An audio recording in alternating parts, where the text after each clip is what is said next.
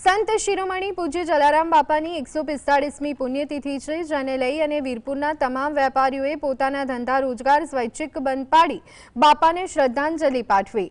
205 વર્ષથી અવિરત ચાલતું સદાવ્રત અને દર્શન રાબેતા મુજબ ચાલુ રાખવામાં આવ્યા, જેથી દેશ વિદેશથી આવતા હજારો શ્રદ્ધાળુઓ બાપાના દર્શન અને પ્રસાદનો લાભ લઈ શકે। સવારથી જ ભાવિક ભક્તોની લાંબી કતારો જોવા મળી રહી છે। પૂજ્ય જલારામ બાપા વિક્રમ સંવત 1937ના મહાવત દશમીના દિવસે વૈકુંઠવાસ થયા હતા।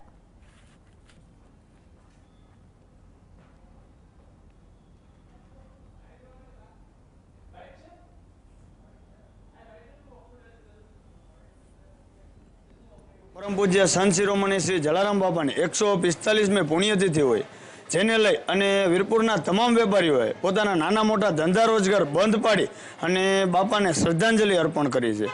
અને જેમાં પરમ પૂજ્ય સંત શિરોમણિ શ્રી જલારામ બાપાના દર્શન તથા બાપાની પ્રસાદી રાબેતા મુજબ જ શરૂ હોય અને બાપાના દર્શનાર્થીઓ વીરપુર આવતા હોય તો જેને નાળિયેર પ્રસાદની વ્યવસ્થા મળી રહે તથા મેડિકલ વ્યવસ્થા મળી રહે તેટલું જ વીરપુરમાં ખુલ્લું છે।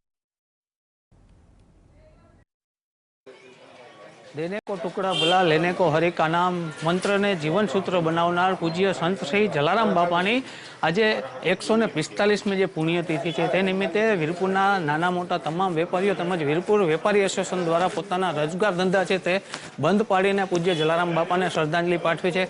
ખાસ કરીને જે જલારામ બાપાના જે પરિવારજનો છે તેમના દ્વારા બાપાની સમાધિ ખાતે પૂજા અર્ચના કરીને તેમને પણ બાપાને શ્રદ્ધાંજલિ પાઠવી છે। ખાસ કરીને વીરપુર આવતા જે યાત્રાળુઓ છે તેમના માટે જે વીરપુર જલારામ બાપાની જગ્યામાં અન્નક્ષેત્ર તેમજ દર્શન છે તે રાબેતા મુજબ શરૂ કરવામાં આવે છે।